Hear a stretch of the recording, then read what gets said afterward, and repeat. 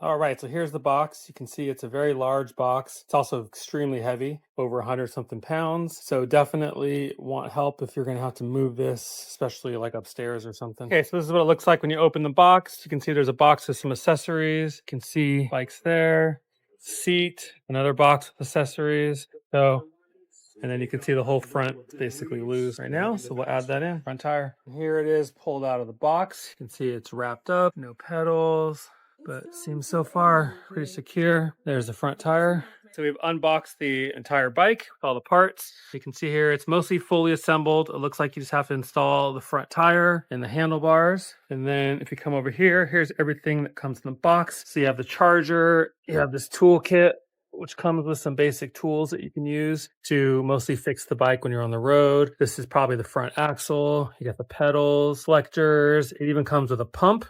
And it's kind of a plastic pump, so I would use this more of like an emergency backup, but it does have a pump. Here's your bolts, not really that many bolts, but primarily then it has all these different fenders. So these are just plastic. They look like carbon fiber, but they're basically graphics. You can see here, it's not carbon fiber.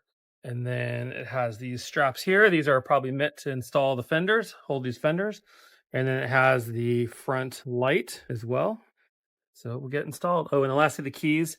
So here's the keys. They have two keys. It's kind of cool. They fold over like that. So you can close them inside the battery compartment. And it also has the two key fobs. This is kind of interesting. These are just kind of floating around in the box. They weren't attached to anything, which I thought was a little weird, but luckily I found them. And then you can see over here on the bike itself, there you go. That's how you open it. That's where the key goes. That's why the key, you can leave the key in here and then shut this. That's why it bends on and off. So we'll get started on the build.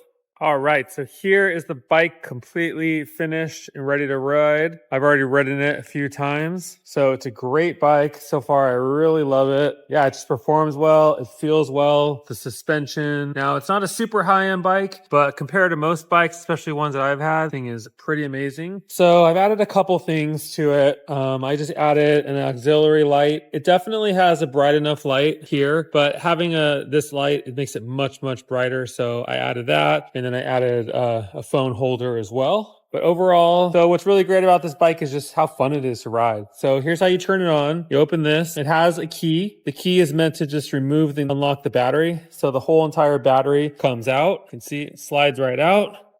So that makes it a little easier if you have to charge. Maybe you want to leave it in the garage and you want to bring this up to charge. So that's pretty nice. But that's all the key does, is it locks it in place so that you can't be removed. And then it has the charging port on top. That's how you charge it. And then it has an on-off switch. So when you first turn it on, here's the power switch. So you hold on the power switch, and then you can see here it says NFC. So it's looking for this NFC tag. You just tap it there. It comes on.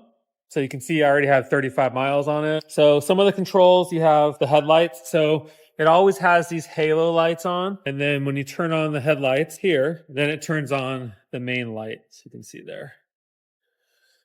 So it has the headlights, and then on the back, when you turn on the lights, it turns on that.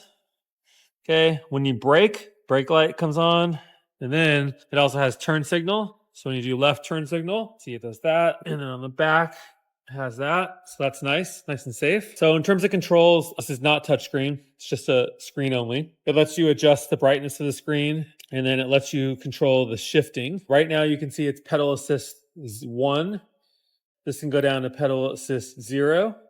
And as you press up, there you go, you can go up to 5. So that controls how much power it puts in when you actually pedal. And then you also have the option to turn the throttle. So you also have the option to turn the throttle to make it go. And then here's the shifter to shift up and shift down, and then the brakes. So I actually added these silicone covers on the brake handles. Makes it a little more comfortable, better grip. These handle grips are not very high end. They're kind of cheap actually. They have kind of a more plasticky feel than rubber. So potentially you might want to switch those out to have just a better grip. But everything else seems really good. Seat itself is really soft. It's big. You could definitely, if you wanted to, fit 2 people on it, one in the front, one in the back. All of these, I added all of them. They're optional. Most people do add these. I think some people do not add these additional ones. I added them just for now. You can always take them off. It's just good to prevent mud, dirt flying up. In terms of the shocks, you can see here, it is an HLT 100. I don't know much about these, but I did look it up, and it is a brand named rear shock. So you could obviously change that out. You could have coilover if you wanted to. So that's something you could upgrade. Front suspension is good. It's adjustable. So you can adjust it here to make it stiffer, or you can make it actually solid as well. And then you can see the brakes. The brakes, I'm not familiar with this brand. I think that might just be some kind of generic brakes, but they are hydraulic. So you place the mineral oil in there. And so overall, I would say the bike is super fun to use. I added this light because this light is definitely plain enough, but this light that I added makes it extremely bright. It's really nice, so you can see really well, especially at night. And overall, first impressions is the bike is really fun to ride. I would say that it definitely doesn't like take off the line extremely fast. So like you're not going to pop a wheelie off the line. I guess if you really pull back, you could, but like you're not going to be thrown off the bike.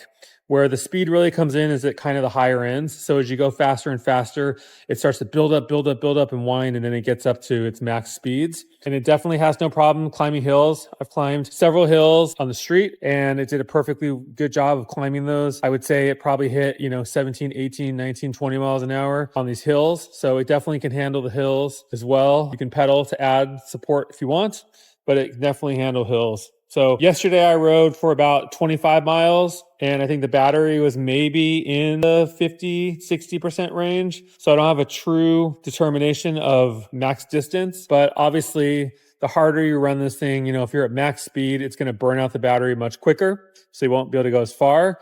And if you do less speed, less watts from the motor, then the battery is going to last longer. And then additionally, you can pedal as well. So, if you're looking to go a really long distance, potentially, you might want to get a second battery and then figure out some sort of a rack in the back or something so you can carry it with you. But overall, it has a great look. Looks like a motorcycle or a dirt bike. Definitely fun to ride. And so far, I highly recommend it.